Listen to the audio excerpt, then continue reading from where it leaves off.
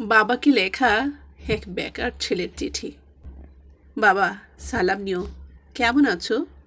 জানি ভালো নেই। তোমাকে আজও হাড় কাঁপানো শীতের সকালে হালকা একটা পুরনো কাপড় গায়ে জড়িয়ে ছুটতে হয় অন্যের জমিতে চাষ করতে। আচ্ছা, আজও কি তোমাকে সেই পান্তা ভাতের সাথে লবণ আর কাঁচামরিচ দিয়ে ভাত গলাধকরণ করে আধ পেটা হয়ে বের হতে হয়? মায়ের ডায়াবেটিসটাও কি বেড়ে চলেছে দিনে দিনে? বোনের বয়স বাড়ছে। আমি বেকারত্বের বেড়াজালে বন্দী হয়ে দিবারাত ঘুরছি। আমার আর এই জীবনে সুখে থাকা হলো না বাবা। কষ্টের সমুদ্র পাড়ি দিতেই তোমাদের মতো নিম্নবিত্ত বাবাদের জন্ম হয়, অথচ দেখো কত বিলাসিতায় মানুষের জীবন কাটছে। বিনিসুত্তর টানটা ঠিকমতো ধরে রাখতে গিয়ে তোমার আর বিলাসী হয়ে ওঠা হলো না বাবা। আমি পড়ে আছি এই মিথ্যে শহরে, সারা দুপুর নির্ঘুম থাকা এক প্রহরী, ছুটে অন্যের বাড়িতে ছাত্র মানুষ করার জন্য, অথচ নিজের বোনকে মানুষ করার সময় তার আর হয়ে ওঠে না। কি দুর্বিষহ চেতনা!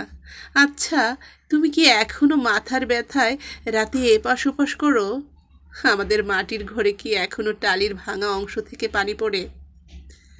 তোমার বুকের পাঁজরগুলো বেরিয়ে আছে। কি অসাধারণ যোদ্ধা তোমরা, অথচ দেখো বীরত্বের তালিকায় তোমরা কতই অবহেলিত। আমার কোনোদিন রাবেন্দ্রিক হয়ে ওঠা হলো না, বিদ্রোহী হওয়াও হলো না। আজীবন অনুজ্জ্বল ধ্রুবতারা হয়েই কেটে গেল। আমার দিকে কেউ কোনোদিন প্রেমময় দৃষ্টিতে তাকায়নি বাবা। যদি কেউ একবার একটু করুণ দৃষ্টিতে তাকিয়েছিল, সেটাতে প্রেম নয়, বরং করুণার থেকে বেড়ে ওঠা শ্রদ্ধাবোধে ছিল মনে হয়। এই শহর মিথ্যের রোশানলে ঢাকা, সবাই সবার প্রিয় হয়ে উঠতে পারে না বাবা। এখন আমি জনসমুদ্রের মাঝে একা দাঁড়িয়ে থাকা একটা পথিক। আমি আজও স্বপ্ন দেখি মায়ের সাথে সেই ছোট্টবেলার মতো করে হেঁটে যাচ্ছি, সামনে সূর্যোদয়। ওই সূর্যোদয় কবে আসবে আমাদের জীবনে বাবা? আর আমার জীবন নিজের কাছে রোবট মনে হয়। কোনো দুঃখ কষ্ট আমাকে স্পর্শ করতে পারে না। শুধু মায়ের কথা ভেবে কয়েক ফোঁটা চোখের জল পানি মুখের রেখা ধরে মাটিতে নেমে পড়ে। আমাকে ধরে রাখতে পারলে না তোমাদের এই সত্য জীবনে? আচ্ছা বাবা, মা কি আজও সুগন্ধি চালের ভাত রান্না করে? আমাকে অন্যের বাড়িতে শিক্ষকতা নামের পেশার ভান করে ছুটে যেতে হয় খাবারের খোঁজে। আমার 4 হাত পা বেঁধে রেখেছে বেকারত্ব।